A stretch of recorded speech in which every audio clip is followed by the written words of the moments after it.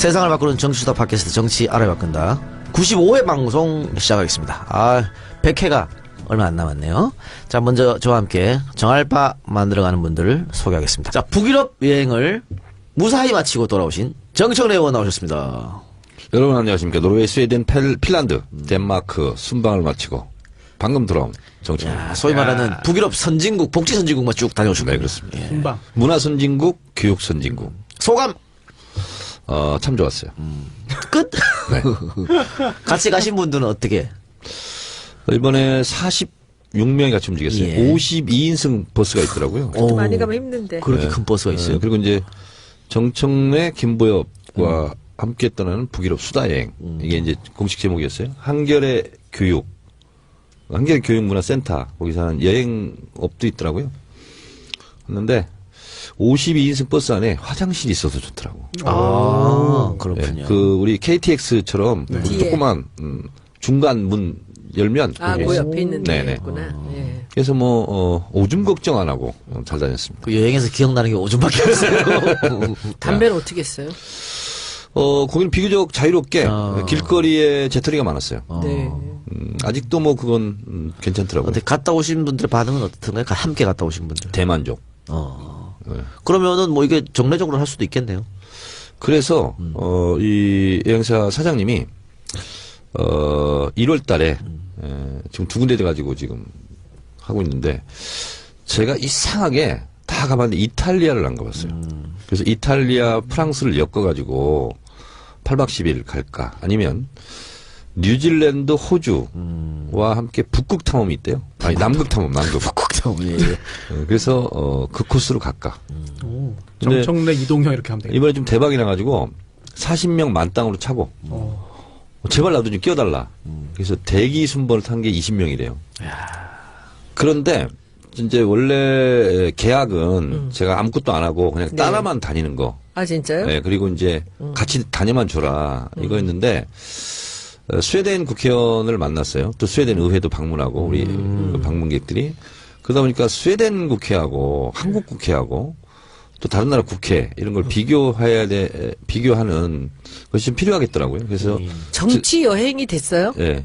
그렇게 된다면 괜찮은데. 그래서 즉석에서 스웨덴 대사관을 갔을 때 그 우리 미녀들의 수다 따루시 있잖아요. 아, 예. 핀란드, 스웨덴 같이 또 다녔거든요. 아, 그래요? 그래서 핀란드 교육 얘기, 문화 얘기, 역사 얘기 따루가 다니면서 다 이렇게 가이드를 했고. 대북 라이브 봤어요. 네, 그래서 그거 강연을 했는데 그 스웨덴 대사가 남관표 대사라고 그분이 가서 인사를 하고 그랬는데 그분이 이번에 청와대 안보실 2차장이 됐죠. 아. 그러니까 저희에게 갔을 때 검증 기간이었던 것 같아요. 그래요. 아니 그랬고요. 근데 그 정 의원님 가시기 전에 네. 방송 스케줄 다 잘 정리하고 가셨습니까? 한 번만 빠지신 것 같아요. 판도라는 대타 정청래 네. 특사를 투입했죠. 박주민. 박주민. 라디오. 라디오 뭐? 어디 없어요? 월간 정청래. 월간 정청래는 연락을 안 하고 갔어요. 저도 까먹고. 근데 제 핸드 CBS. CBS. 저한테 정 의원님 연락 안 되냐고 저한테. 근데 이게 묘하게 딱 도착하자마자 충전기가 안 되는 거예요. 아무리 해도 충전이 안 돼. 별걸 갖다 다 해도.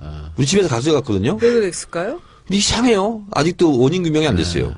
그래서 또 다시 돌아와가지고 그 충전기랑 게 또 충전이 되는 거야. 그래서 7박 9일 동안 스마트폰으로부터 해방이 돼서 전화통 한 통 안 했어요. 스마트폰 해방되니까 어떻던가요? 좋던데요. 좋고. 하루 이틀은 좀 답답하지 않았어요? 아니 근데 궁금하긴 한데 그래서 문재인 대통령 시정연설만 거기서 생중계로 보고 일절 안 봤어요. 그러니까 나름 괜찮더라고. CBS에서 사과하세요. 그러더니 카톡이 나중에 보니까 왔더라고. 그냥 대체하겠다고. 그래서 아직 통화도 못하고 아이고. 방송을 펑크냈어요. 그러니까요. 저한테 막 다급하게 도대체 왜 정청래 의원이 연락이 안 되냐? 어디 어머나 갔냐? 세상에 어쩜 그래요? 까먹으셨지 뭐. 그래요. 손수 변호사. 네, 안녕하세요. 인사하세요. 네, 안녕하세요. 손수입니다. 지난 금요일 박근혜 재판 당첨됐잖아요. 네. 갔다 왔어요? 갔죠? 아, 누구랑 하실 때 갔어요? 같이 간다고 하지 않았어요? 아니요. 아니요. 못 저 갔어요. 혼자 갔는데 좀 비중이 떨어지는 증인이 나왔습니다. 그 SK 부회장이 나왔어요. 네네네. 네, 이름도 까먹었네. 네. 네. 뭐 너무 조용조용 진행돼가지고 오전 재판 보고 왔습니다. 박근혜 전 대통령 봤어요? 네. 그거 어떻게? 졸고 있었어요? 저는 사실 몇 번 눈을 감고 있는 걸 제가 본 것 같아가지고 제가 눈을 비비고 다시 이렇게 봤거든요. 근데 또 약간 눈이 더 움직이는 것 같기도 하고. 멀어요? 체구가 작다 보니까 아주 멀지는 않은데 정확히 보이지가 않고요. 옆에 변호사들이 체구가 아무래도 크니까 남자들이니까 가려요. 가려가지고 뒤에 정확히 잘 있으니까. 보이지가 않고. 망원경은 못 가지고 들어가나? 휴대폰도 못 글쎄요. 갖고 가죠. 아니요, 휴대폰은 갖고 사진은 들어갈 수 못 있습니다. 찍고? 사진은 못 찍죠. 네, 사진 못 찍습니다. 제보자에 의하면 네. 손소 변호사가 그 방청하고 나서 네. 방청에 대한 이야기를 정찰반에서 틀어야 네. 되는데 네. 종편에서 먼저 틀었다면서요?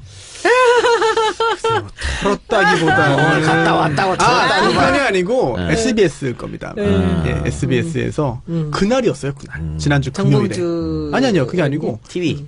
예, SBS TV에 그 뉴스 뭐 잠깐 나가는 게 있는데요. 3시 하는 거? 아니요, 주영진 기자 하는 거 아니야? 5시 하는 거. 5시 하는 거? 네, 한수진 앵커가 진행하는 거 거기서 했는데 뭐 그날 재판한 거라 가지고.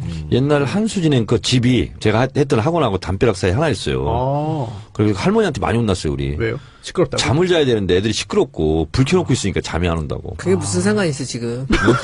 그게 이제 한수진 씨. 자기 어머니인가? 저희 아버지 집이었어요. 예. 아버지가 인하대 교수인가 뭐 그랬었는데. 친정이요? 그거 중요한 게 아니래. 근데 한수진 얘기만 나오면 나 항상 이 얘기해. 정 의원님 우리 그 신청 한번 해서 방청 한번 갈까요? 어디요? 재판? 재판. 잘안 근데 보고 싶어. 좀 무서워요. 왜요? 의원님은 조심하셔야 됩니다. 왜?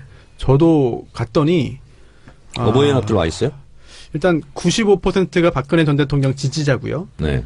그리고 굉장히 행동적인 분들입니다. 음. 몸으로 움직이는 분들이 제가 많고요. 정청래 의원하고 같이 가면 아무도 못 건드리지 않을까요? 아니 근데 정신적인 타격을 입을 수가 있어요. 저도 저한테 몇몇 그 분들이 수근수근대면서 야 저기 빨갱이 왔다 빨갱이 그러고 그래가지고 방금 듣지. 제가 시장주의자인데 왜 저한테 빨갱이라고 하는지 모르겠습니다만 빨간 옷 입고 왔어요? 아니요 파란 옷 파란 옷. 위아래 파란 옷. 그러니까 그러지. 아 그래요? 자유한국당 옷을 입고 갔어요. 근데 그 오늘은 그 박근혜 재판 할 때 방청객 한 명이 대통령께 경례 외쳤다가 쫓겨났다면서요? 네 그거 퇴정당하고 마지막 쫓겨날 때까지도 또 이제 뭐 대한민국 만세하고 나갔다고 그러는데 그날은 그런 사람은 없었고요. 다만 정말로 박근혜 전 대통령이 딱 들어올 때 기립을 하는 거예요. 사람들이 일어나는 거예요. 한 10명 정도가. 일어나면 안 되는 거죠. 일어나면 안 되죠. 그러니까 법정 경위들이 앉으라고 되게 익숙하게 그런 일이 계속 있나 봐요, 매일. 그런데 안 앉아요. 박근혜가 앉을 때까지 계속 서 있습니다. 저는 결정적인 증인이 나올 때 그럴 때 한번 가서 그 사람도 얼굴도 좀 보고 법정 한 번도 안 가봤죠? 못 가봤죠. 가셔야 되겠 그러니까 제가 같이 가려고 했는데 의원님 바쁘셔가지고 못 갔고 그리고 또 박근혜 전 대통령은 되게 피곤해 보입니다. 힘이 없고 하나도 없고 그냥 가만히 있어요. 여자들은 이렇게. 화장을 안 하면 다 그렇게 보여요. 근데 최순실은 안 그랬어요. 최순실은 약간 좀 힘이 있어 보이고 증인심을 하는데 계속 옆에 변호사하고 귓속말로 하면서 메모하면서 작전회의하면서 계속 그랬거든요. 젊잖아, 몇 살. 그런가요? 박 전 대통령은 뭐 어떻게 포기했나? 왜 그래? 아니 뭐 별로 뭐 뭐 그렇게 자기 이름 뭐- 썼다 지웠다 뭐 이런다면서. 그러니까 그거는 이제 제가 했던 거 그 전인데 네. 그게 언론 보도 나오고서 하지 말라고 했나 봐요 변호사가. 그래가지고 그 다음에 제가 갔을 때는 아무것도 안 하고 가만히 있었습니다. 정말 가만히 있었고 본인은 디테일한 재판에 네. 뭐가 그게 중요하냐. 어차피 징역 받을 거 받고 나중에 사면받고 하면 되는 거지. 그래요. 구질구질하게 그 정도로 꼬치꼬치 강하다고요? 따지지 말자. 이런 걸 거예요. 근데 증인이 좀 불리한 증언하니까 곳곳에서 이제 신음소리가 들립니다. 막 아이고 이러면서 이러면서 거의 대부분이 박근혜 전 대통령 지지자이기 때문에 뭐 이렇게 했구만. 예. 비슷한데요? 가셨습니까? 뭐 이렇게 했어요. 남자가 많아요, 여자가 많아요. 여자가 많습니다. 아, 예. 네. 그래요. 자, 손영원 나오셨습니다. 안녕하세요. 네. 지금 그 도정환 문체부 장관의 청문회는 무사히 치렀고 네. 임명됐죠. 별 문제 네. 없더라고. 좀 네. 뭐 논쟁이 있을 것 같아 전혀 없었고요. 그리고 이제 김상곤 교육부 장관 청문회가 이제 예정돼 있지 않습니까? 네. 언제 열립니까? 아직 정해지지가 않았어요. 28일이라고 했었는데 27일이 될지 29일이 될지 이 국회는 제가 들어와 보니까 뭐 정해진 게 없어요. 그리고 지금 그 김상곤 후보자의 논문 문제가 지금 불거졌는데 네, 표절 네, 문제. 네, 네. 이러면서 김병준 전 교육부 총리를 청문회 증인으로 부르겠다. 네. 왜요? 논문이랑 김병준 부총리 증인이랑 무슨 상관인가? 김병준 전 부총리가 논문 때문에 낙마했죠. 낙마. 예. 한 열흘 부총리 했었나? 그래서 아마 그걸 상기시키기 위해서. 그때 김상곤 후보자가 강력하게 비판했었나요? 그때 교수노조 위원장인가 네네네. 그랬을 겁니다. 네. 그래서 칼을 갈고 있었나? 근데 사실 원수는 이제 외나무다리에서 또 만난다 이런 건데 도종환 장관에 대해서 제가 한 말씀 드리겠습니다. 인사청문회 며칠 앞두고 같이 식사를 했었어요. 예. 그때 이제 두 가지가 이슈가 됐었습니다. 청문회에서 이제 충분히 해명이 됐는데 하나는 무슨 역사학자들과 싸우자고 예. 한 것처럼 H모 한겨레 신문에서 보도를 했죠. 근데 본인이 굉장히 억울해하더라고요. 예. 원래는 국회 출입 기자 아니고 무슨 문화 쪽인가 사회 쪽인가 기자라서 녹음 안 하는 걸로 하고 쭉 자기가 개인적으로 얘기를 했대요. 근데 문제는 뭐냐면 동북아 역사재단 같은 경우가 예를 들면 독도가 없는 사진을 막 하고 그 지도를 그리고 그래서 그런 걸 못 하겠다는 거죠. 그래서 그런 것과 독도 문제라든가 이런 문제에 대해서 잘못하는 거에 대해서 싸우겠다. 이렇게 얘기했는데 마치 역사학계와 싸우겠다는 식으로 그렇게 교묘히 편집돼서 나왔다는 거예요. 그건 해명했죠, 근데. 조 근데 의원이. 예. 해명하기 전까지 굉장히 본인으로서는 억울했던 일이고 또 하나 재미난 일. 그 버스 전용차로 위반 있잖아요. 그거 나한테 얘기하더라고. 그거 틀릴 거라고. 그래서 뭐예요? 그랬더니 국회의원 되자마자 민예총 충북 무슨 사무처장에 누군가 예. 수행을 했는데 그 사람이 타지 않아도 6인승 이상이면 다니는 건 줄 알았다는 거야. 이 수행비서가. 근데 렌터카다 보니까 딱지가 한 달 후에 나왔는데 내려갈 때 올라올 때 계속 그렇게 다닌 거래요. 본인이 이제 걸리는지 모르는 거야. 6인승 이상만 끌고 가면 들어가는 줄 알았던 거지. 그래서 버스 전용차로. 그렇죠, 그렇죠. 예. 그래서 한 달 동안 400만 원인가 벌금을 냈대요. 저도 그게 잘 이해가 안 됐어요, 처음에는. 근데 해명 들어보니까 국회의원 임기가 그때 5월 31일에 시작했다고 하더라고요. 네. 그런데 그게, 6월 1일부터 6월 말일까지 걸린 거래요. 한 달 동안. 한 달 동안 예. 내가 했는데 걸린지를 모르는 거야. 그렇죠. 그래서 렌터카니까. 세 명을 한 다 달 후에 듣고 나타나. 보니까, 정말 그럴 수 있겠구나 하는 생각이 들더라고요. 어쨌든 도종환 의원은 무리 없이 통과가 됐죠. 예. 그 국회의원도 이번에 김부겸 의원, 김영춘 의원, 도종환 의원은 다 무리 없이 통과됐어요. 네. 국회의원에서 그런 거요? 뭐 그런 거죠. 그래요. 근데 김현미 의원은 어떻게 됐어요? 거기도 뭐 통과되겠죠. 근데 지금 이제 누구지 강경화 장관 임명 때문에 뭐 보이콧하고 있는 것 같아요. 비토를 놓는 거군요, 야당이. 뭐 부적격자라서 그런 게 나 아니고. 도종환 의원님한테 되게 칭찬받았는데 저 그 청문회에서 또 한 방 했잖아요. 네, 봤어요. 봤어요? 뭘로요? 아니 말도 안 되는 걸 갖고 트집을 잡아가지고 땅에 투기를 했다 그러면서 난리를 치는 거예요. 그 청주에 있는 그 땅. 예, 어디 산꼭대기에 있는 산꼭대기에 거. 있다며. 근데 그런데 뭐 난리를 치면서 묻고 또 묻고 하면서 소리 질러가면서 그걸 땅을 투기했다고. 그런데 바로 그 다음이 제 순서예요.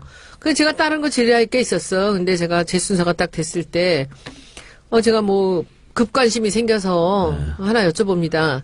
이 투기했다고 이분들이 얘기하시는 그 땅이 얼마냐고? 시가 얼마니까? 이게 3,300만 원이래요. 그래서 아니 거기 전이랑 집이랑 밭이랑 다 합해서요? 그랬더니 평당 10,000원입니다. 그게 얘기해가지고 거기서 모든 게 끝났어요. 뭘 그걸 투기라 그래요? 왜냐하면 돈을 얘기를 안 하고 하니까 그것을 계속 그 무슨 굉장한 30억쯤 되는 줄 아는 거지. 3,000평이구나 그러니까. 그러니까 평으로 계산하니까 엄청나게 많은 것처럼. 그러니까 돈 얘기를 안 하고 그랬었는데 거기다 또 하나 제가 너무 화가 나서 한번 거기서 좀 덤벼들까 하다가 제가 참았던 게 이 양반 책을요 도서관이 5,000권을 샀다는 거예요. 그래서 그것을 교문위에서 우리 피감 기관한테 그 푸시를 했다는 얘기예요. 네, 참나 너무너무 기가 막힌 게 그 전국에 도서관이 몇 개인 줄 아세요? 초, 중하고 이 국립시립도서관 다 합해서 한 25,000개 된대요. 그 중에서 5,000개가 산 거예요. 근데 도종환이란 시인이 국민 시인 아닙니까?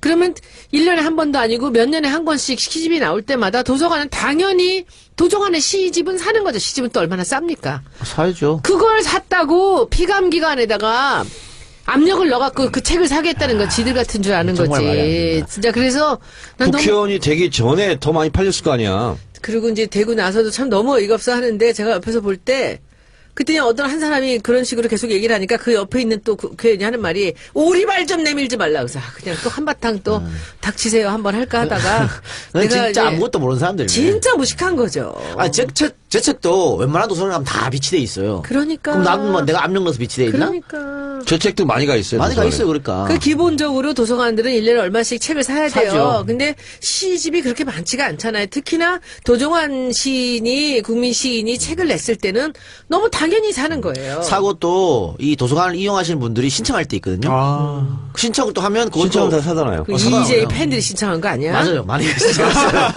신청 많이 했어, 진짜. 그럼 저 청래당 팬들은 뭐 한 거야? 저도 많이 했어요. 아 진짜로요? 전국의 도서관에 신청. 그래서 자기들 몰랐어. 사고 예. 더 안 사고 싶은 사람은 우리 게시판에 올렸어요. 다 도서관에 가서 주문하면 다 세 권? 세 권인가? 갖다 놓는다고. 저만 몰랐군요. 저는 국회 도서관에 김대김만 5권인가 있어요.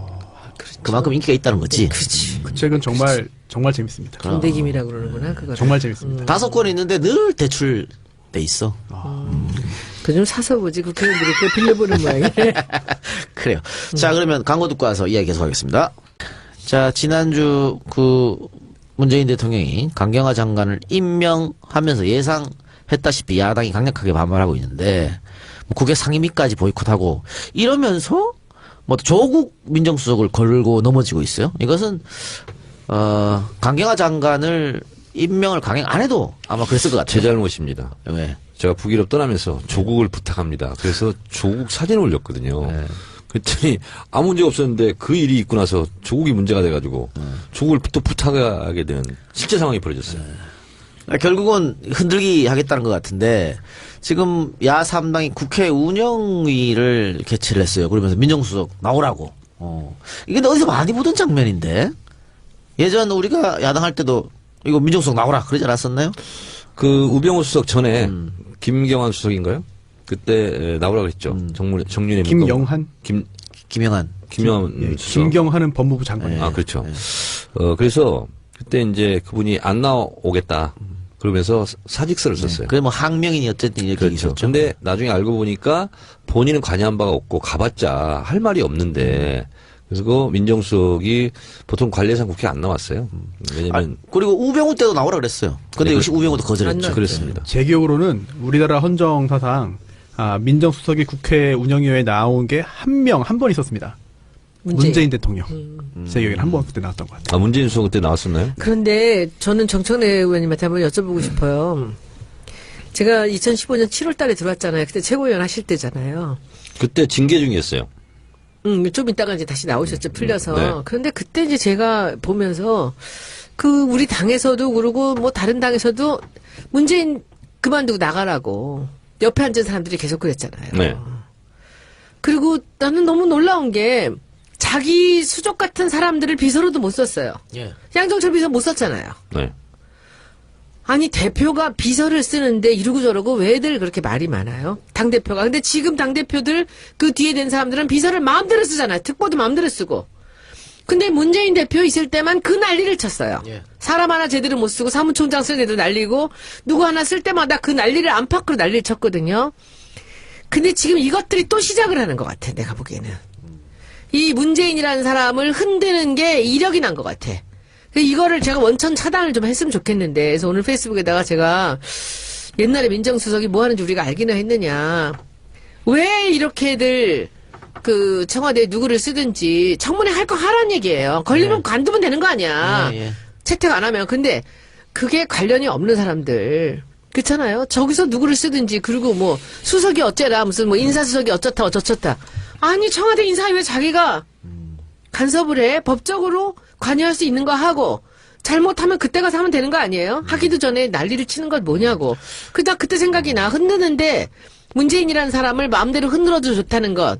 이게 노무현 대통령 때나 마찬가지로 또 이것들이 시작하는 거 아닐까? 아까 얘기 나왔잖아요. 거기 그 카톡에서 저쪽 장 사람들이 카톡에 나온 거 그걸 봤어요? 예, 봤습니다. 예. 뭐 조국만 흔들어라. 조국만 갖고 떠들어라. 이것을 자기들이 사발통문을 돌리면서 그런 식으로 전략을 짜갖고 나오는데 도대체 우리 당은 어떻게 해야 돼요, 지금? 아니 벌써 또 탄핵이 꺼낸 사람도 있어요. 그러니까. 예. 결국은 이제 뭐 대통령 흔들기, 뭐 문정권 흔들기 같은데 요 손 의원님 질문에 더해져서 저도 하나 같이 좀 대답해 주세요. 야당 이러는 거, 야 그래도 한두 명은 낙마시켜야 우리 면이 살지 않나? 야당이 뭐 이런 것도 있지 않을까요? 첫 번째 질문부터 답변 드리겠습니다. 문재인 대표가 당대표 때 그렇게 흔들었던 것은 지지율이 제일 높기 때문에 그렇습니다. 그리고 흔들으면 나한테 떨어지는 떡고물이 있다. 이럴 거기 때문에 당대표 때는 이제 흔들었던 거고요. 그 전에 당대표나 그 후 당대표는 대권 주자가 아니잖아요. 그러니까 흔들 이유가 없어요. 그거 흔들어봤자 떨어지는 게 없어. 그래서 흔들었던 거고요. 지금 이제 대통령이 된 이후로 야당들이 흔드는 것은 생존 전략입니다. 예. 네, 그런 거고요. 그리고 대통령을 비판하고 공격하고 함으로써 자기들의 예전의 지지세를 복원하겠다. 뭐 그것이고요. 또 하나는 기싸움. 그리고 집권 초기에 좀 버르장머리를 고치겠다 하는 그런 속셈이 있을 거예요.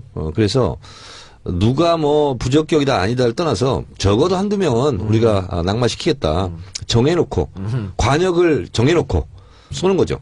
근데 국민 여론이 지금 야당 뜻대로 안 움직여주는 것 같습니다. 오히려 반발하고 있는데. 그러니까 자유한국당의 논평들을 보면 뭐 문재인 대통령을 독재로 비교하고 폭거라고 그러고 그리고 무슨 홍준표 씨 같은 경우는 무슨 김정은이랑 비슷한 사람인 것처럼 이렇게 몰고 이철호 의원 같은 경우는 무슨 대통령 뭐 탄핵을 시사하는 듯한 발언을 하고 그랬는데 그래서 저도 오늘 트위터를 하나 썼죠.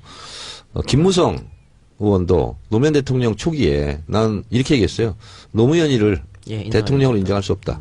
이렇게 얘기했는데 대선 불복 심정이죠. 그리고 지금 이철호 의원도 같은 심정일 거라고 저는 봐요. 그런 면에서 봤을 때 이분들이 갈 길이 너무 멀다. 역대 최다표처럼 졌는 주제에 뭐 그 불복할 그런 게 어디 있어? 그렇습니다. 특히나 이제 아까 조국 수석 관련해 가지고는 조국 뭐 죽인다 흔든다 그걸 넘어서 표현 자체가 심했지 않습니까? 오늘은 조국 조지며 떠드는 날이다. 그러니까. 그런 표현을 썼어요. 실제로. 그리고 또 이철우 의원 같은 경우에도 과거에 기억하실 겁니다. 세월호 관련된 막말을 한번 했었죠. 작년 12월인가? 그때도 세월호 학생들처럼 다 빠져 죽게 된다. 뭐 이런 말을 하고. 글쎄요. 이게 막말이 하루 이틀 했던 말이 아닌 것 같습니다. 너무 오늘 못 찾겠더라고요. 요새 조용히 좀 지내려고 이제 현안 좀 살피면서 그러고 살려고 그랬는데 제가 페이스북에 글 하나를 썼어요. 근데 바로 기사가 돼갖고 여러 개 가지고 나왔는데 뭐냐면 이거예요. 작년 이맘때 청와대 민정수석이었던 우병우를 우리 국민들이 얼마나 알고 있었습니까? 그때 야당이었던 더불어민주당이 청와대 인사에 미주알 고주알 그렇게 간섭을 했습니까? 그리고 청문할 것은 법대로 하고 청와대가 알아서 할 것은 하면 되는 거지. 뭘 이렇게 간섭을 하느냐. 그리고 그 밑에 말 때문에 이제 기사가 됐는데 야당은 각자 자기들 당 지지율을 들여다보고 민심이 어디로 갔는지 왜 그랬는지 제대로 잘 살펴보시기 바랍니다. 그리고 그 맨 뒤에 한 줄. 제가 봐도 일부 국회의원들 월급이 아깝습니다. 라고 써놨어요. 근데 이 사람들이 지금 앉아서 오늘은 조국만 조져라. 이게 국회의원들이 할 짓입니까? 수준 낮아. 그리고 청문회 보셨습니까? 청문회 와서 한 내용들. 거기서 무슨 그 3,200만 원짜리 땅을 갖고 투기를 했느니 시집을 무슨 뭐 피감기관에다 몰았느니 그게 솔직히 그 국민들 보는 데서 그 청문회에서 국회의원들이 그 정도 준비해 갖고 나와가지고 그거 그렇게 얘기하는데 부끄럽지 않았는지 저는 창피하더라고요. 그래서 이거 야당 국회의원들 여당도 마찬가지입니다. 이 세비가 아까운 사람들 많습니다. 국민들이 좀 지켜보고 저는 나중에 이런 거 법 하나 만들어가지고 정말 국회의원들도 이제 검증할 수 있는 그런 것 좀 했으면 좋겠습니다. 그래서 지금 야3당이 국회 운영이 이렇게 흔들기 위해서 국회 운영위를 개최를 했는데 지금 민주당 같은 경우에는 국회 운영위원장을 여당으로 교체해야 된다. 그게 관례다. 이런 얘기가 있는데 아직 임기가 있다는 얘기도 있어요. 이게 뭐가 맞는 말이에요? 둘 다 맞아요. 뭐냐면 이제 원래 여당 또 제1여당 다수당이 운영위원장을 하는 건 당연한 겁니다. 근데 또 19대 국회 개원 협상할 때 국회의장은 민주당이 가져가고 운영위원장은 새누리당이 한다. 그렇기 때문에 또 그것도 유효한 것도 맞고. 법사위도 줬잖아, 근데. 네, 그렇습니다. 그러니까 정보위. 개원 협상을 할 때는 그 2년을 얘기하는 거거든요. 예, 상반기. 예, 아직 임기 남아있다. 각자의 주장이 일리가 있는 것은 다 사실입니다. 이게 국회법에 규정이 있어요. 40조의 상임위원회 임기가 2년으로 돼 있다라고 돼 있고 또 41조의 상임위원장 규정이 있는데 상임위원장의 임기는 상임위원으로서의 임기와 같다라고 해서 운영위원장도 2년입니다. 그리고 또 재미있는 규정이 각 교섭단체의 대표위원, 원내대표가 되겠죠. 자동적으로 국회 운영위원회 위원이 된다라고 해가지고 정우택 이제 원내대표가 오늘 이제 진행도 하고 했는데 뭐 오늘 국회에서 있었던 거 보니까는 참 가관이더라고요. 그러니까 이거 야당에서 국회 운영위원장 자리 안 내놓으면은 교체할 가능성이 없는 거 아니에요? 교체는 물리적으로 불가능합니다. 그게 얼마나 어이없는 일이 또 벌어졌냐면은 교문위가 이제 5층에 회의장이 있어요. 그런데 그 당별로 가서 회의를 하는 방들이 있잖아요. 따로. 당별로 뭐 자기들 개인적으로도 얘기들 하고. 근데 그것이 다수당이 그 가는 방이 바로 옆방이에요. 그 방은 한 10몇 명이 앉을 수 있는 제대로 된 회의실이 갖춰져 있고, 그리고 두 번째 땅이 가는 데는 위원장실을 가요. 그렇잖아요. 그러면 그 여태까지는 그 새누리당이 그 큰 방을 썼어요. 그런데 이번에 여야가 바뀌면서 우리가 수가 더 많아진 데다가 이쪽이 당이 둘로 갈렸으니까 그 방을 우리가 쓰게 된 거예요. 그 우리가 쓰고 저들이 유성엽 위원장님 방에 이제 그분들이 가서 쓰는 거. 우리가 여태까지 썼죠. 거기 1년 동안. 방을 바꿔달라는 거예요. 왜? 불편하대. 유사야당이래. 거기. 유성엽 위원장이나 그 국민의당의 위원장실이 자기들하고 같이 그 뜻을 함께하는 그 정당이 아니기 때문에 같은 야당으로 볼 수가 없기 때문에 이쪽 방을 달래는 거야. 턱도 없는 소리를 하고 있는 거야. 앞에서 좀 얘기해보라 그래. 아니 다수당이 갖는 방이잖아요. 이 방은. 지금 이게 위원장도 똑같은 이런 식이에요. 네. 어떻게 그런 얘기를 해요? 그들 앞에는 법도 없어요. 네. 참 창피한지도 모르고. 그래서 누가 그러더냐. 앞에 와서 얘기하라 그래라. 제가 그랬어요. 창피한 일이 한두 개가 아닌데. 아 진짜. 오늘- 지네들 당 지지율 좀 보라 그래. 스스로 좀. 또 하나 좀 제가 창피해 보면서 죽겠어, 웃겼던 진짜. 게 정우택 이제 운영위원장이죠. 예. 국회 운영위원장이 이런 말도 했습니다. 민주당 의원들에게 그렇게 하면은 정회될 줄 알고 하는 거 아니냐. 그렇게 진행 안 된다라고 했는데 글쎄요. 민주당 의원들이 정말로 정회 또는 휴회를 노리고 그렇게 소동을 피운 건지 만약 그렇지 않다고 한다면은 정우택 위원장이 너무 오버해가지고 그렇게 한 거 아닌가. 근데 정우택이라는 사람은 참 이력이 여러 가지 많더라고요. 예. 요번에 그 유튜브 올라온 옛날 그 김어준 이 사람들 뭐 나 보셨어요? 나 죽는 줄 알았어. 아침에 보고. 옛날에 뭐 낙곰수 때 벌써 나왔던 얘기죠. 예. 굉장히 유명하신 분이더라고요. 예, 유명해요. 유명한데, 그, 야당 얘기는 뭐 하여튼 거기까지 하고요. 예, 역시 뭐, 그, 조국 때리기, 또 문정권 흔들기 그런 모습 보이고 있는데, 저러면 저럴수록 저는 지지율은 더 떨어지고 고립될 거다 이렇게 보여지고요. 지금 그 안경환 법무장관 후보가 자진 사퇴를 했습니다. 저는 이것이 이제 대통령 부담을 덜어준 것에서 오히려 좀 잘 된 게 아닌가 싶은데, 왜냐면 강경환 후보자 같은 경우에는 국민 여론이 압도적으로 찬성이 많았어요. 임명해라. 60% 이상. 반대는 30%밖에 없었거든요. 그런데 안경환 후보자 자진사퇴 책임에 대한 여론조사가 있었는데 후보 개인 책임 51.6, 청와대 책임 36. 그러니까 국민들도 여기에 대해서는 좀 문제가 있다라고 얘기해서 대통령이 임명하고 철회한 게 아니고 스스로 갖는 거는 대통령 부담을 들어준 게 아닌가 다행스럽게 생각하는데, 그거는 그렇고 이 지금 불똥은 주광덕 의원이 공개한 안경환 그 판결문 결정문 여기에 지금 의혹이 지금 눈덩이처럼 불어나고 있는 실정입니다. 이게 이제 네. 조난 자료 아니냐 이게 가장 핵심이죠 이제. 그 조난 자료는 이제 정보기관에서 다 갖고 있는 거고. 그렇죠. 그래서 거기에서 흘러나온 거 아니냐 이제 이게 논란의 핵심입니다. 그것도 핵심이고 두 번째는 이걸 누가 언론에다가 흘렸느냐. 네. 그러니까 이제 첫 번째가 제일 중요한 사안이고 그거에 따라서 이제 예를 들면 이런 아픈 추억이 있는 거죠. 최동욱 검찰총장 같은 경우도 실제로 국정원이 개입을 해서 그 자료가 까진 것처럼 이번도 이제 많은 사람들이 이렇게 의심을 하고 있는데 김어준 뉴스공장에서 이 부분은 자세하게 설명을 했어요. 그 설명에 의하면 이정열 판사가 네. 6월 15일 날 신청하고 6월 15일 날 받았고, 그리고 그럼에도 불구하고 TV조선 뉴스판에서 6월 15일 날 단독 네. 방송을 했고, 그리고 주광덕 의원은 그 다음 날 오전 11시인가요? 기자회견을 했고, 그렇게 된 건데 당일날 자료 요청을 해서 당일날 법원행정처가 준다? 이게 상당히 이례적인 일이고. 노회찬 의원의 말에 의하면 8분 만에 받았답니다. 8분 만에. 네, 당일이 아니고 8분 만에. 이거는 비상식적입니다. 네. 그러니까 이례적인 마치 기다렸다는 듯이 8분 만에 줬다는 거지. 자, 그리고 또 하나의 쟁점은 이겁니다. 두 가지 버전이 있다, 지금. 이름이 가려진 게 있고, 가려지지 않은 오픈된 게 게 있고. 이게 있고.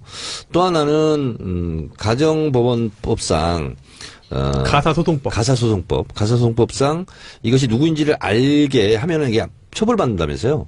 그런데 누군지 다 알게 한 거고 실제로 이제 안경환 후보자다 하는 것이 까졌기 때문에 그 가사소송법 10조인가요? 거기에 저촉될 가능성이 있다. 이렇게 되는 건데 이 후폭풍에 대한 논란은 계속될 것 같습니다. 이 가사소송법 10조에 있죠. 보도 금지 규정인데요. 가정법원에서 처리 중이거나 처리한 사건 관련해서는 본인이 누구인지 짐작할 수 있을 정도로 뭐 이제 하면 안 된다. 그리고 또 이 가정법원에서 했던 그런 가사소송의 결정문이나 판결문도 아무나 입수할 수 있는 게 아니라 관련성이 있는 걸 소명해야 되는데요. 하지만 이거는 주광덕 의원이 국회에서 국회의원으로서 그리고 또 법사위원으로서 또한 인사청문위원으로서 후보자 검증을 위해서 요청한 거기 때문에 그거는 문제가 없을 겁니다. 아니야. 그것도 법의 금지예요. 위원회에서 의결을 해야 돼. 위원회 의결이 아니었어요? 그 주광덕 혼자 했잖아. 혼자 했어요? 그래서 그걸 갖고 물고 늘어지니까 주광덕이 뭐라 했냐면 관례다 그랬거든. 에이. 그거는 법적으로 볼 때는 그 법적으로 문제가 있죠. 그러니까 자기도 혼자 알아 했으면- 그거를. 혼자 했어요. 관례라고 그랬어. 그래서. 저는 이상하네 이거는. 이상하네요. 법원행정처가 또 노회찬 의원도 이런 말도 했는데 법사위원이었잖아요. 지금도 예. 법사위원인가요? 노회찬 의원이? 뭐 예전에 많이 했죠. 예, 오래 했죠. 예. 그런데 그 당시에도 법원행정처에 어떤 자료를 요청하면 정말 닥달하고 요청하고 재촉해도 빨라야 하루 걸렸다. 그럼 이거는 어쨌든 그 모든 시상 정보가 오픈돼서 TV조선에 까진 거잖아요. 네. 그러면은 그 10조를 위반한 건데 이거는 어떻게 그 자기 자료를 오픈된 사람이 고소해야 이 사건이 진행되는 겁니까?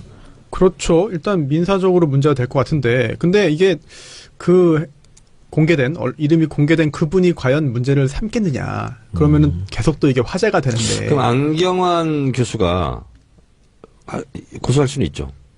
누굴요? 여기 방송국 주광덕. 방송국이나 주광덕을 문제 제기는 할 수 있죠. 안 할 것 같은데. 안 한다면 그냥 이게 논란 일고 네. 그냥 끝날 거 아니에요. 정치적인 부담을 그냥 지고 끝나는 거죠. 주광덕 의원이. 근데 오히려 그 지지층에서는 잘했다. 뭐 이런 평가를 또 받지 않겠습니까? 그러니까 우리가 지금 우려하는 것은 정보기관이 개입됐을 거라고 생각하는 거 아닙니까? 그런 의혹인 거죠. 검찰이나 국정원이나 네. 의심을 하는 거죠. 언론과 결탁했을 것이라고. 의심을 하는 거죠. 계속. 그러니까 그 지금 같은 거 보면 안경환 후보자가 검찰 개혁의 선봉자로 나설 것 같으니까 그런 게 두려워서 미리 끌어내는 그런 차원이라고 생각할 수밖에 없는 이게 거잖아요. 가사소송법 10조 그 보도금지 규정을 위반하면 2년 이하의 금고 또는 1,000만 원 이하의 벌금에 처해지도록 되어 있는데 사실은 뭐 이게 약간 사문화되어 있는 거 아니냐라는 평가도 나오고는 있습니다. 그런데 아직 뭐 성문법에 있으니까 법에 있는 규정이기 때문에 만약에 실제로 문제가 된다 그러면은 처벌도 가능하겠죠. 그리고 또 친고죄도 아니기 때문에 이 부분은 경우에 따라서는 뭐 수사가 될 수도 있겠습니다만 정치인들이 관련된 사안에서 수사기관이 먼저 움직일 가능성이 높아 보이지 않습니다. 아쉽네요. 예. 저도 이걸로 한번 고발당해가지고 경찰서까지 가가지고 나중에 검사가 무혐의 처벌을 했죠. 전직 국회의원 강모 국회의원이 저를 고발해가지고 강용석 다 알아요. 그래요. 네. 그래서 한번 그랬는데 야 이런 거 좀 무서워요.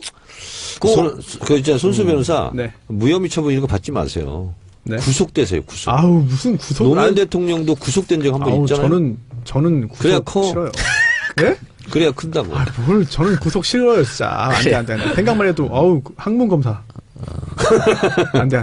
안에 본 사람이 어떻게 한 거 네? 같이 얘기를 해요? 저희 여기서 그때 얘기했잖아요. 요즘엔 기계로 그게 한다. 무서워서 구속을 싫다고?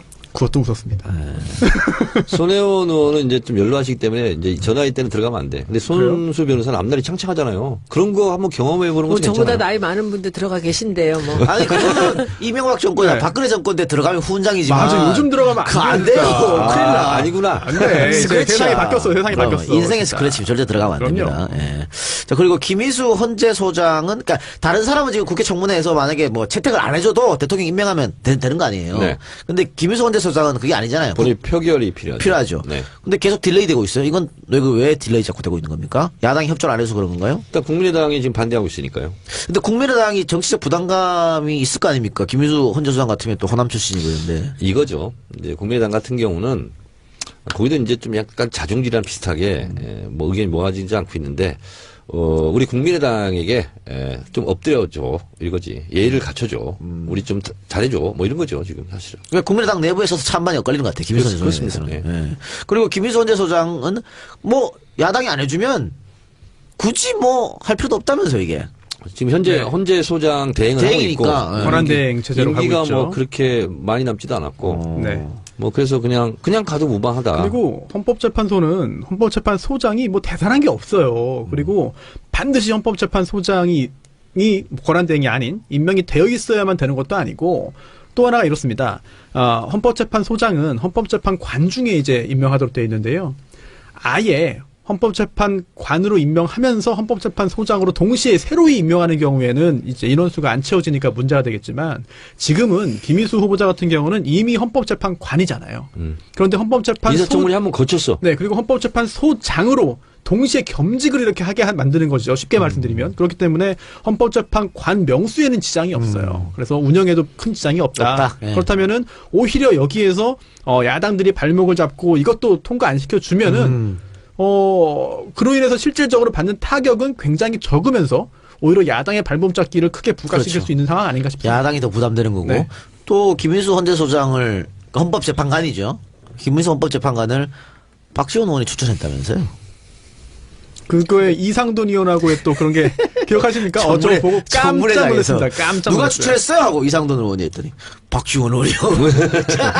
그랬더니 그 후에 너무 당황을 해가지고 그렇지. 이상돈 의원이 뭐 누구나 추천을 할 수 있고 네. 뭐 추천자의 뭐 지시에 따를 수도 있고 뭐 그렇죠 하고 그냥 되게 횡설수설했는데 아, 깜짝 놀랐어요. 저는 너무 그렇게 재밌었어. 그 논리적인 그 이상돈 의원이 그렇게 혼란스럽게 이야기하는 거 처음 들었습니다. 그러니까 사실 한 방 먹이려고 질문을 한 거 아니에요? 그죠? 그렇겠죠. 그랬는데 근데 저는 정치 신동한테 한번 여쭤보고 싶어요.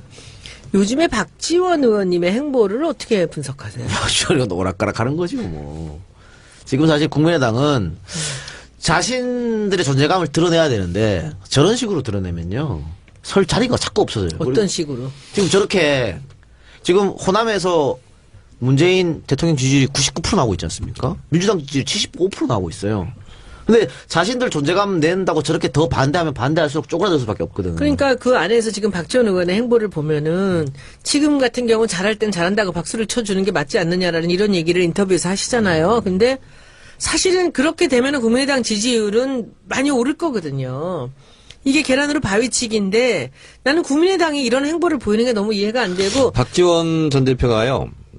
그게 왜냐면 촉이 빨라서 그런 거고 감각이 있는 거예요. 그렇지 있는 거죠. 당연히 있는 근데 거죠. 한 가지는 말이 안 문재인 통하고 대통령, 있다는 거 그렇지. 아니야? 문재인 대통령 그렇게 욕하다가 갑자기 태도를 돌변해서 칭찬하고 5.18 기념사를 읽으면서 들으면서 눈물을 흘렸다. 안철수가 읽었으면 그런 감동이 있었을까?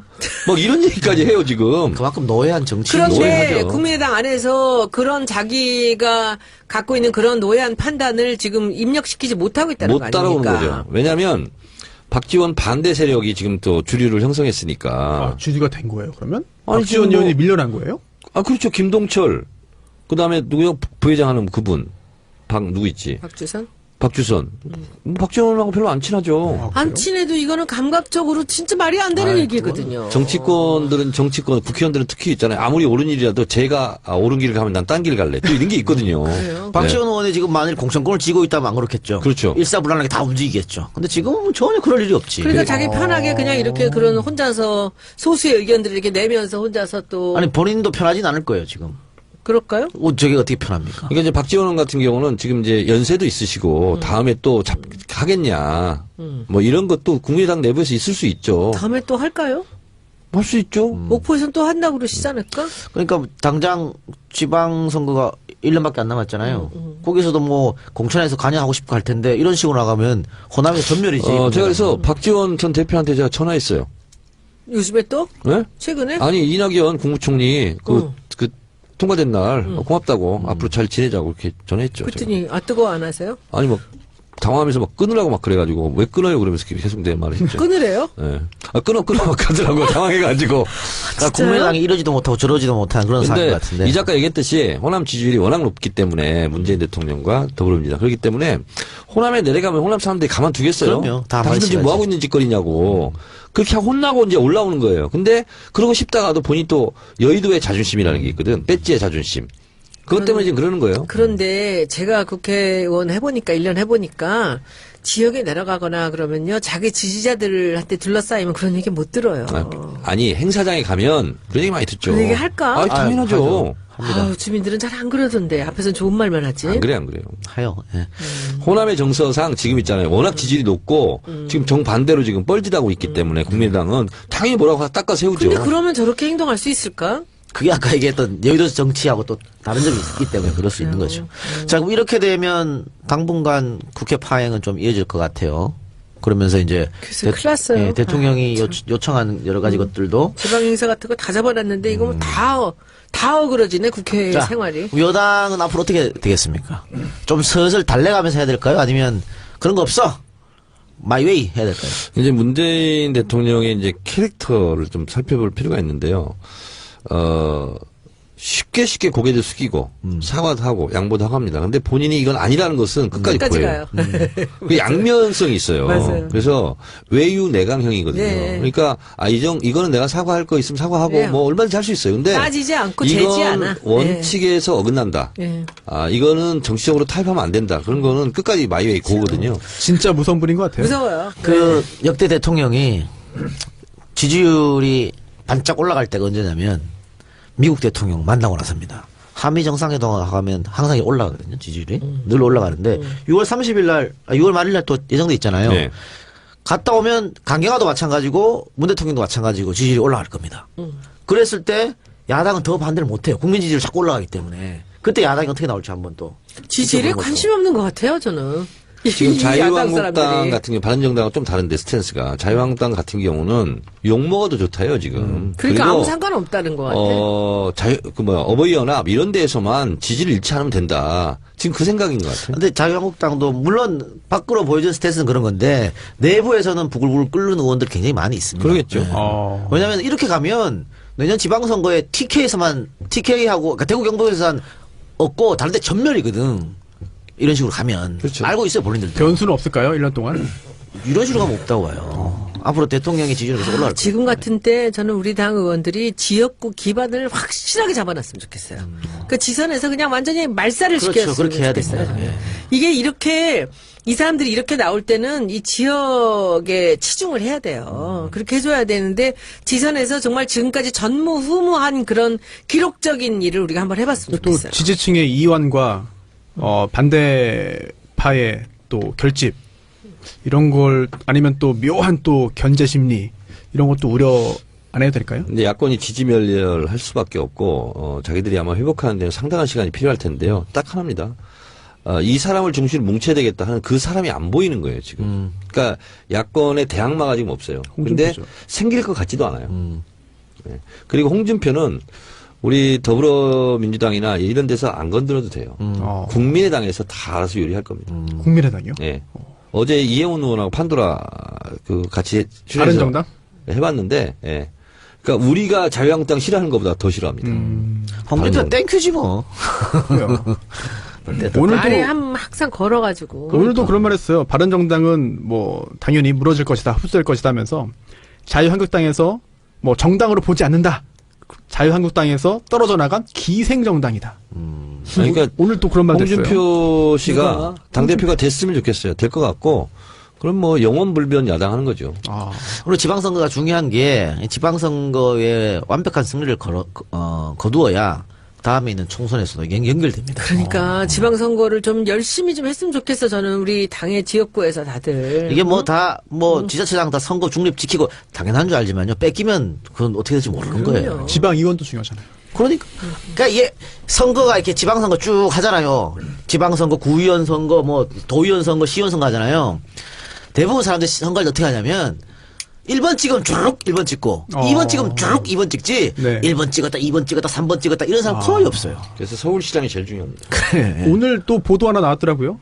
이재명 성남시장이 서울시장 출마 가능성을 좀 시사했습니다. 그러니까 지금 박원순 시장이 1등이고 이 시장이 2등이고 이렇게 이런 수순인데 박 시장이 출마를 안 한다면 이 시장이 1등이에요. 박원순 현 시장의 어떻게 거취에 생각하세요? 따라서 거기에 대해서요? 결정하겠다. 아니 그건 이 시장이 얘기했으니까 박 시장이 어떻게 하냐에 따라 자기 거취를 결정했다 그러면 했으니까. 박원순 시장이 다시 삼선 도전하면은 경기지사로 출마하나요?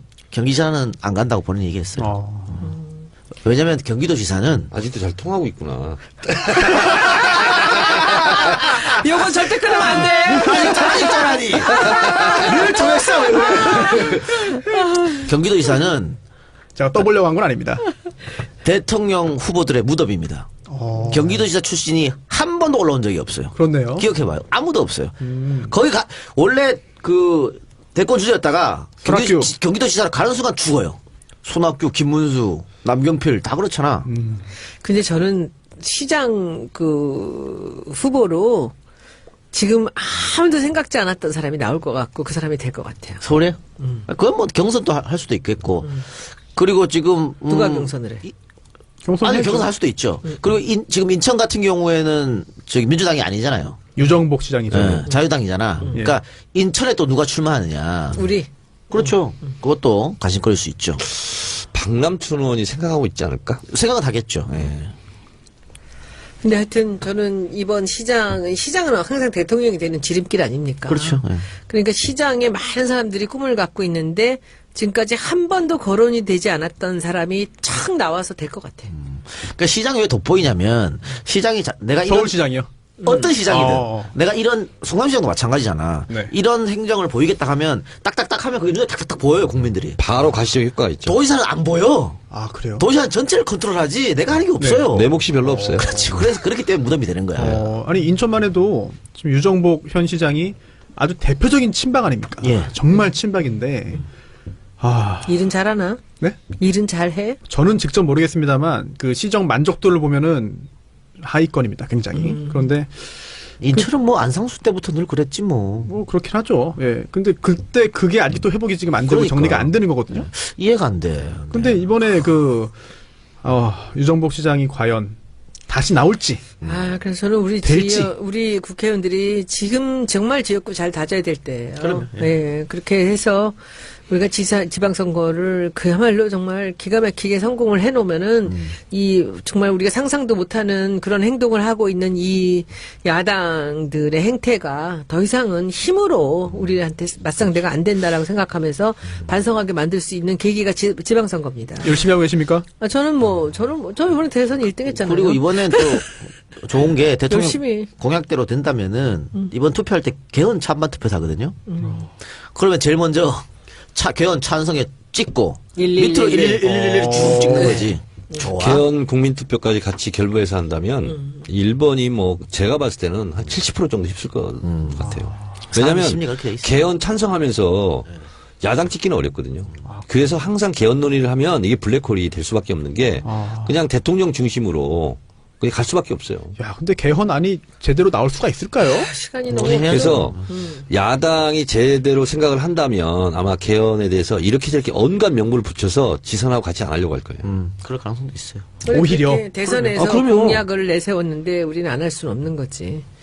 야, 근데 따로 국민투표하면 돈이 우리로서는 얼마인데. 하는 게 맞는 거고 야당으로서는 자기들의 생존 전략을 생각한다면 무조건 지선을 피해야 되는 그런데 거죠. 뭐 우리가 한다고 해서 저쪽에서 협조가 안 하면 안 되는 거니까. 불가능이죠. 불가능하니까. 제가 봤을 때는 지방선거와 국민투표, 개헌 국민투표 같이 못할 가능성이 저는 조금 더 높다고 봅니다. 예. 야당이 가만히 있을 거예요. 왜 자기들이 다 죽는 길인데요. 그래요. 자, 그럼 여기까지 듣고 광고 듣고 와서 계속 이어가겠습니다. 그 의원님 학원할 때 원어민 있었어요? 원어민 선생님? 있었죠. 원어민 선생님하고 어느 나라 원어민이요? 마포에서 아마 처음 제가 원어민 선생 썼을 거예요. 미국? 처음에 호주 사람이 왔어요. 호주. 젊은 사람이 왔고 그 다음에 스코틀랜드. 오. 그분을 통해서 스코틀랜드 사람들의 심리 상태를 그때 알았네. 뭡니까? 본토하고요 너무 달라요. 아이고 딴 나라. 딴 나라. 어. 영국에 같이 원수예요, 속해 원수. 있는데 아니, 붙어 있는데? 잉글랜드랑 스코틀랜드는 원수예요. 야, 그 정도예요? 완전 마드리드하고 바르셀로나 원수고요. 우리 남과 북보다 더 심해. 예. 예? 잉글랜드 인정을 안 해요, 막.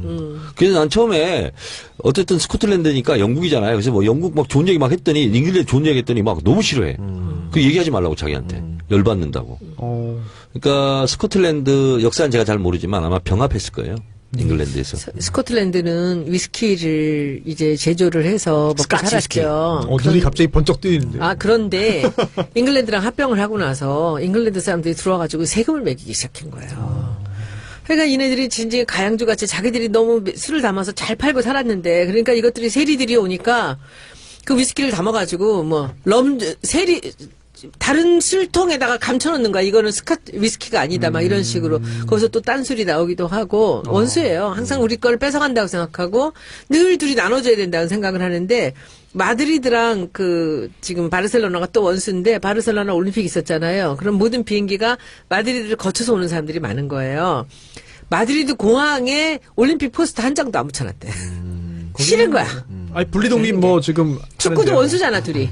근데 영국은 카탈루냐. 사실은 올림픽 때는 영국 한 팀으로 나가고 네. 월드컵 때는 따로 나가죠. 네 연방이 다 따로 네. 이렇게 나가더라고. 네 팀 나가죠. 네 팀 안 나가죠. 좋아요. 예. 근데 저는 민족이 아일랜드 다르잖아. 네. 아, 그래요? 그럼 켈트족하고 진짜? 민족이 달라요. 그런데 이제 저는 아일랜드 출신의 선생이 있었어요. 아일리시. 근데 우리랑 비슷하더라고 민족성이. 술 좋아하고 노는 좋아. 거 좋아하고 술 좋아. 진짜 술 좋아하더라고. 너무 좋아하지. 술은 뭐 거의. 근데 그 사람들 특징이 사이즈가 나빠. 우리 한국 소주를 너무 우습게 보더라고. 우습게 보죠. 약하다고요? 먹고 이게 뭐냐고. 오. 약한 게 아니고요. 그러다 가. 약한 게 아니고 이게 지금 그 위스키는 증류주잖아요. 근데 이 술은 우리는 이게 주정에다 희석. 물 탄 거거든요. 증류 안동소주. 이거 술로도 안 치는 거지. 그런데 제가 재밌는 얘기 하나 드릴게요. 제가 위스키 브랜드를 개발하느라고 이제 그 스코틀랜드 가서 며칠 있었어요. 갔는데 이 사람들이 뭐 찰스 황태자가 묵었던 집이라고 이제 거기서 우리가 호텔에서 묵으면서 있었는데 밤에 술을 마시기 시작한 거예요. 근데 한국에서 이제 우리는 그 술을 사오는 사람들이니까 이 사람들이 더 세는 거죠. 자기들이 위스키 좋은 위스키들을 막 맛을 보여주는데 거기서 서울에서 간 디모 그룹의 그 회사 임원이 따오더니 맥주 갖고 오라더니 거기서 폭탄주를 만든 거예요. 근데 그 사람들이 진짜 웃기는 게 스코틀랜드 사람들이 자기들이 한국에서 맥주에다가 위스키를 타서 마신다는 거를 너무너무 비웃어요. 그런데 위스키 모든 그 판매량에 거의 모두가 폭탄주로 들어가는 거야, 그게.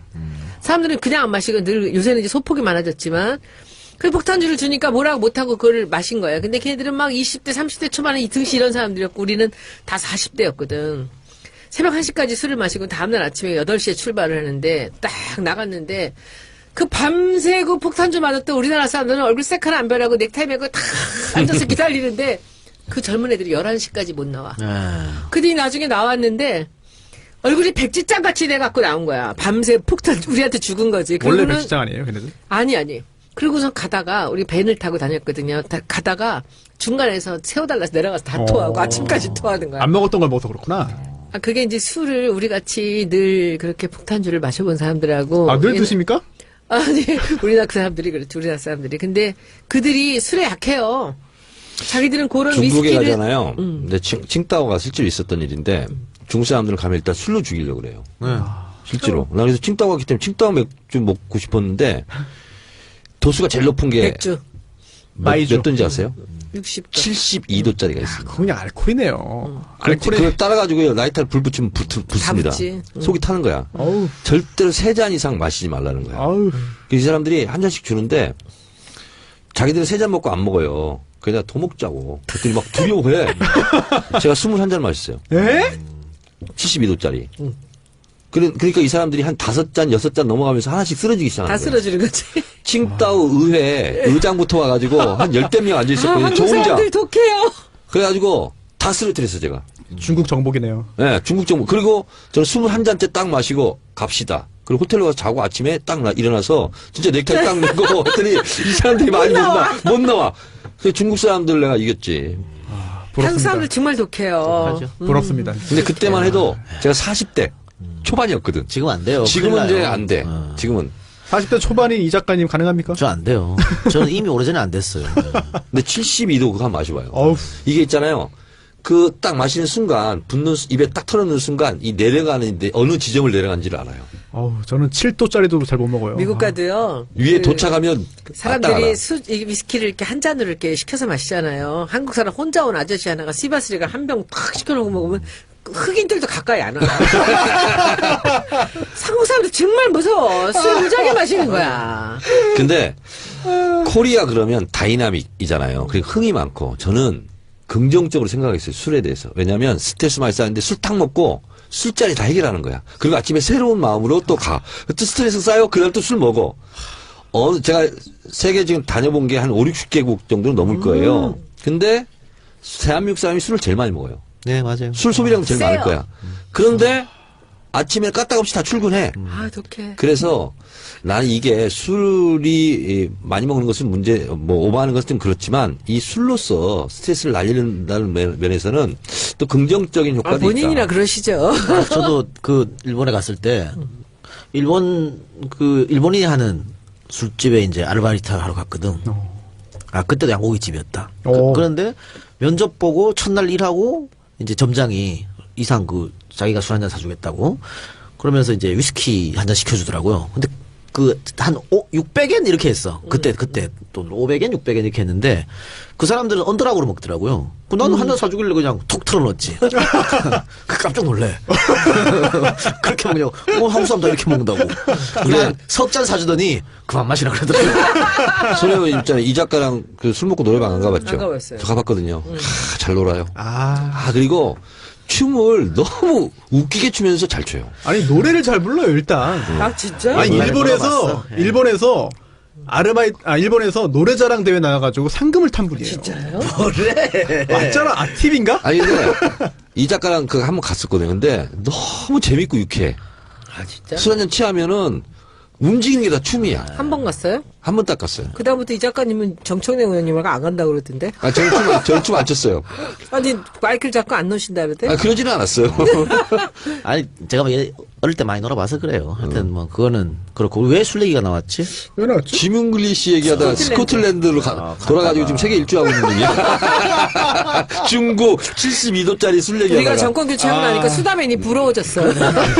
한국 사람 독하다고? 네. 네. 그 와이스 때 한미 정상회담 했잖아요. 클린턴이 이제 우리나라로 왔어.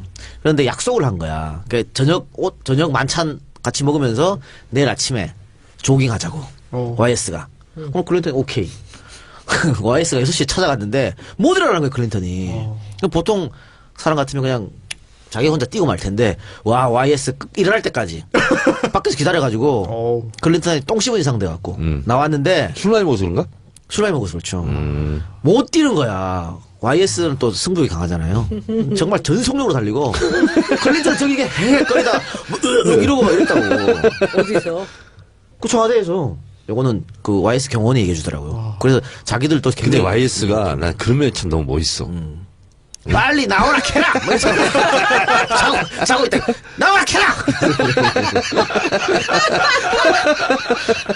정상애교. 네. 근데 이런 건 아무도 모르잖아요. 네. 이런 건 그때 있었던 사람만 구술로 이렇게 전해주니까. 근데 클린턴 자서전 읽어보면은요. 영어로요? 아니, 한국에 나왔어. 근데 나왔는데 그 보면은 그게 나와요. 정상회담을 할 때, 그리고 이제 아침에 조깅할 때요. 클린턴이 제일 좋아하는 노래를 틀어줬대요. 뭔데요? 음악으로. 그 노래 공명은 모르겠어. 그런 게 필요하죠. 근데 의전에서 굉장히 중요한 겁니다, 그거. 그 대통령이 취향, 뭐 음식 뭐 좋아하고 있잖아요. 노래 뭐 좋아하고, 가수 누구 좋아하고 이런 거 있잖아요. 이것은 본 주제에 들어가기 전에 있잖아. 무슨 에피타이저처럼 굉장히 사람을 기분 좋게 하는 거거든요. 그러면. 근데 클린턴이 수영을 했나 뭐 그랬대요. 근데 그 음악이 나오는 거야. 그래서 그 잊을 수가 없다고. 가장 자기는 정상회담 하면서 그 잊을 수 없는 한 장면으로 자기가 써놔요. 아, 그런 거 우리나라 의전팀이 잘합니다. 네. 미리 알아놔가지고 멀리 해주는 거. 근데 의전에 가니까 한 말 더. 제가 이제 폴란드 국정감사를 갔는데 폴란드 대사 그때 백영선 대사라고 굉장히 유능하신 분인데 그분이 노무현 대통령 때 의전과장을 했대요. 외교부로 이제 파견 나가가지고. 그럼 이제 의전하고 다니는 거야. 정상회담 할 때. 예. 그럼 노 대통령이 쓱 나온대. 정상회담 하다가. 어이, 담배 하나 있나? 그래가지고 옆에 계단에 쭈그려 앉아가지고 담배를 피신대. 그러면 어이, 자네도 한 대 피지? 아이, 제가 대통령이 어떻게 피나? 네. 아, 펴! 그래가지고 같이 둘이 담배 피고. 맞담배. 맞담배. 그래서 자기는 노무현 대통령 너무 좋아하는 거야. 그런 모습에. 근데 좀 웃기잖아요. 정상에다가 담배가 이렇게 피고 싶어가지고. 근데 그렇게 했다는 거야. 그래서 그분이 3, 4년 했을 거예요. 의전과장을. 근데 노무현 대통령의 그 소탈한 모습을 너무 많이 알고 있는 거야. 그래서 우리 갔는데 그 얘기를 막 쭉 하더라고. 그런 거는 정말 생생한 전언이 있죠. 그렇죠. 그 하나만 더 정상회담 아까 YS? 라모스 대통령 필리핀. 네. 필리핀 라모스 대통령이, 그러니까 YS가 필리핀 간 거예요. 정상회담하러. 그 사람 국방장관 하다가 예. 이제 대통령이 됐죠. 그 나라가 그 국기가 농구야. 농구를 참 잘해, 필리핀이. 네네. 그 라모스 잘하죠. 대통령도 잘한 거예요. 네. 그래서 YS 보고 한번 하자 그런 거야. YS가 엄청나게 깨졌지. 당연 뭐, 아이고. 키도 작고. 못하니까. 키 작아요? YS 키 작지. 근데 YS는 찍어는 못 사거든. 그래, 다음날. 뛰자고. 야, 수영 한번 하자, 캐라. 거제도 출신이잖아. 아니 거기도 섬나라인데. 아, YS 거제도 그 완전 다르지. 그래서 수영으로 이긴 거야. 1승 1패가 됐잖아요. 네. 한번 뛰자, 캐라. 이겼어요? 이겼죠. 문재인 대통령이 수영 잘하는 건 아세요? 거기 거제도 출신이어서 그런가? 그러네. 저기 거제도 뭐야, 출신이잖아. 뭐 인명구조원 자격증까지 있다죠. 그 거제도 출신의 특수부대 출신이야. 아, 특전사에서 그 땄나 보다. 원래가 수영을 너무 잘하신대요. 원래요. 근데 아유, 바닷가 출신 어린이들은 기본적으로 하지 않나? 저도 인천인데 못합니다. 나는 바닷가라고 다 하는 건 우리도 아닐 이제 거고. 시골에서 둔벙에서 수영하잖아요. 몇 감자. 둔벙이 뭐예요? 저수지보다 약간 작은 거 둔벙에서 거기서 막 개엄치고 막 하는데 우리는 뭐 마구잡이 수영이지. 근데 그때는 막 서울 올라 대학 때 있잖아. 한강 한번 건너고 싶더라고 수영으로. 헤엄쳐가지고. 위험한데. 안 했단 얘기잖아요. 왜 위험해? 익사 위험성. 그러면. 왜 있어요? 중간에 힘 빠지면. 힘 안 빠지지. 다리에 근데 그때는 치라고. 그렇게 아니 자신감이 해보고 있었다고. 싶었다고 그랬지. 해보고 한다 싶었다고. 했다고 안 그래요? 그랬잖아. 해보고 싶었다고.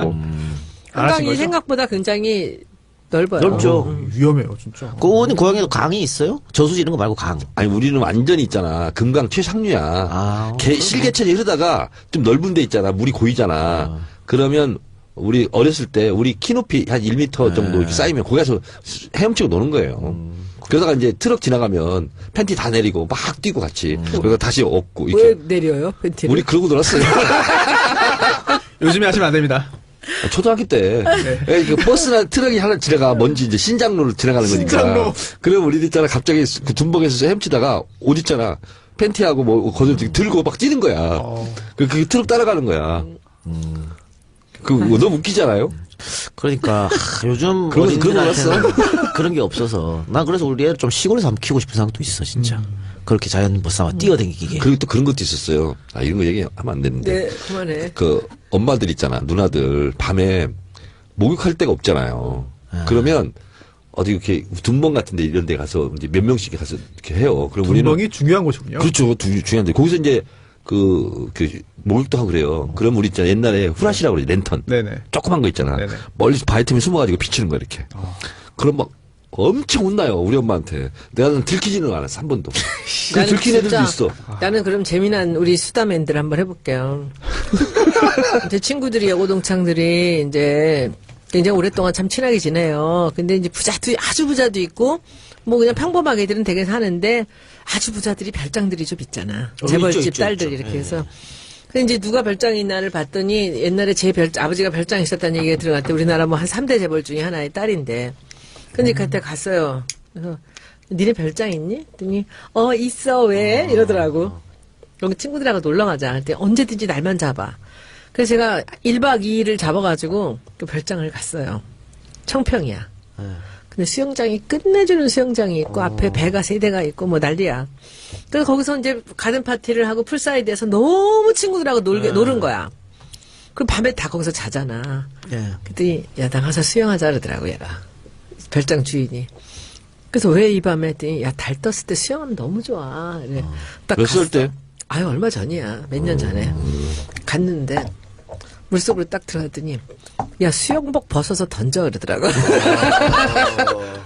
영화에서 근데 나오는 거 같아. 우리는 상상도 못할 일이잖아. 지금 상상하겠습니다. 근데 일하는 사람들 다 갔잖아요. 다 가고 다음날 아침에 출근하잖아. 누가 지켜보고 있지 않았어요? 아무도 없지. 아니 프레시 불빛 없었습니까? 엄청나게 큰 별장인데 그 이쪽은 호수고 깜깜한데. 근데 야 벗고 수영해봐 그러더라고. 그래서 물속에 들어가가지고 네.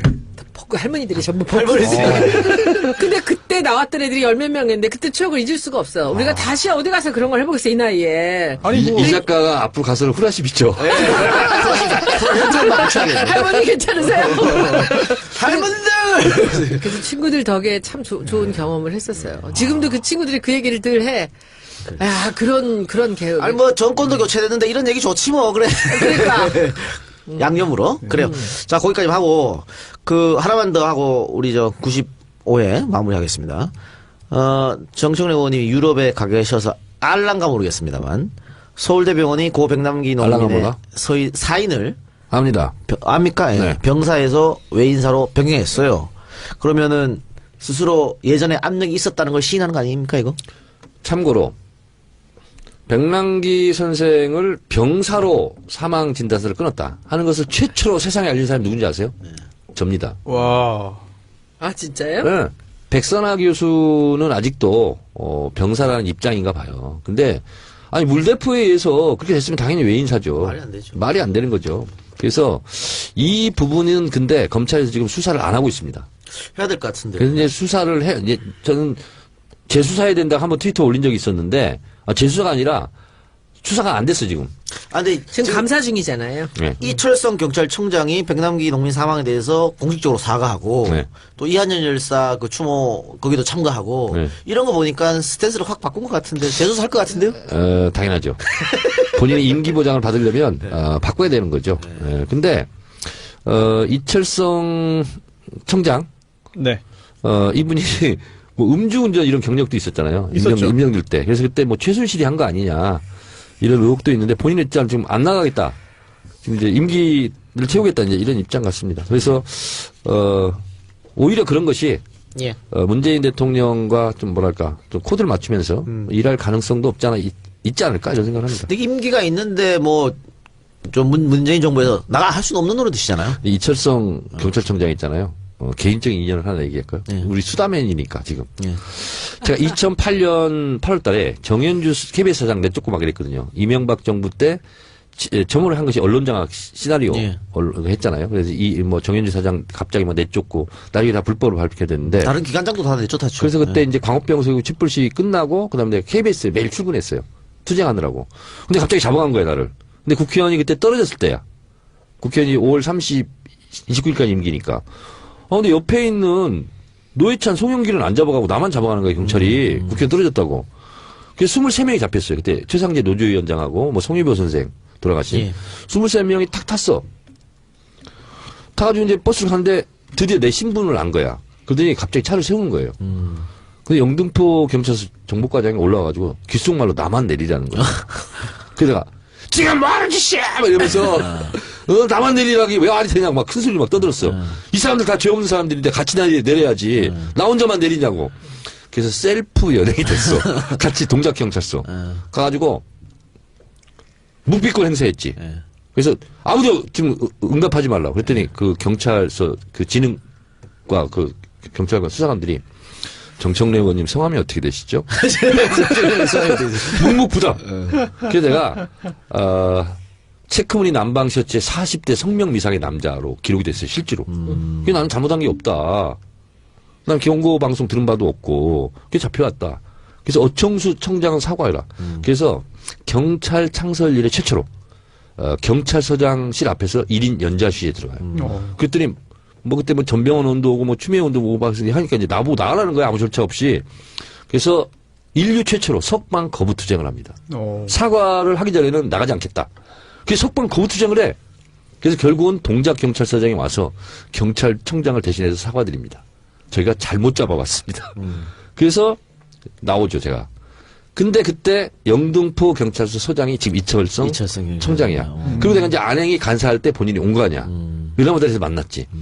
그래서 인사를 하러 와가지고 차장 때 그때 연행한 거 죄송하게 생각합니다. 그러더라고. 여러분들은 지금 수다맨들을 듣고 계십니다. 그분이 했어요. 예. 영등포 경찰서 서장이.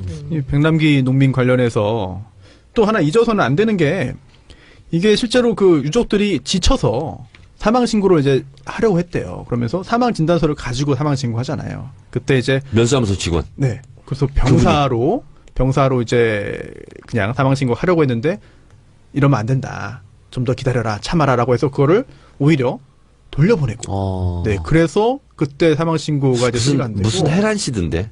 제가 성함은 모르겠는데 네. 그래서 이제 면사무소. 정정 사망 진단서가 오늘 나왔으니까 이제 그걸 가지고 이제 사망 신고를 할 수 있겠죠. 알겠습니다. 예. 자, 선배한테 하나만 더 묻고 마칩시다. 네. 그 지난주에 우리가 지지난주인가요? 그 박근혜 대통령 재판을 우리가 볼 수도 있을 것이다. 생중계로. 왜냐면은 판사들한테 여론조사를 했다 그랬잖아요. 그 결과가 지금 나왔죠? 네, 그렇습니다. 법관들의 그런 여론조사가 나왔는데요. 일단 주요 사건에 대해서 재판부가 허가하면 재판을 중계방송 할지 말지 찬성 67.8%입니다. 또 그 중에서 그럼 어디까지 할 것이냐? 전체 다 하자라고 하는 게 15%고요. 일부만 하자. 일부는 가능하다라고 하는 게 52%. 합해서 67이었습니다. 일부만 하든 전체를 하든 어쨌든 찬성이 67. 네, 그렇습니다. 그리고 그러면은 이 재판 전체가 아니더라도 판결 선고 마지막에 유죄인지 무죄인지 유죄라면 형량을 이제 밝히는 부분 있잖아요. 선고하는 거 마지막 재판 그거를 중계방송하는 거 어떠냐라고 했더니 그건 더 높아요. 그래서 73%는 선고는 중계방송을 해도 된다라고 하고 있는데요. 지금 현재 대법원 규칙에 따르면 재판 시작하기 전까지만 가능해요. 예. 그런데 이렇게 여론조사한 결과 이거를 반영해서 대법원 규칙을 바꾼다면 중계 재판 과정도 일부이든 전부이든 중계 방송을 할 수 있는 근거가 마련될 수 있는 상황이죠. 아니 법원에서 심심해가지고 판사들한테 설문조사한 건 아닐 거 아니에요. 아마 명분을 그렇죠? 지금 네. 쌓는 과정이 아닐까 네. 싶습니다. 그래서 아마 국민들이 박근혜 재판 과정 아니면 최종 결심 공판 선고. 과정은 네. 볼 수 있을 것이다. 그럴 가능성이 왜냐하면 점점 높아지죠. 사법부도 이러면서 본인들이 존재감을 부각시키고 싶은 거예요. 헌재 헌법재판소는 지금도 그렇게 녹화를 해가지고 공개를 하거든요. 그렇죠. 예, 지난번 박근혜 전 대통령의 탄핵 심판 절차도 다 올라왔습니다. 그때 국민적인 관심을 끄는 걸 보고 혹시 사법부도 대법원도 그랬을 거라고 저는 사료된다고 봅니다. 알겠습니다. 어쨌든 국민의 알 권리에 부합하면 좋은 거니까. 네. 자, 그럼 이것으로 정치 알아야 바꾼다. 95회 방송을 마치고요. 96회 방송에서 찾아뵙도록 하겠습니다. 96회 방송 예고. 문정인 북유럽에 대해서 정청래 전 의원이 틀어준다고 합니다. 자, 그럼 내일 저희는 다시 뵙겠습니다. 96회 방송을 찾아오겠습니다. 고맙습니다. 감사합니다. 네, 고맙습니다.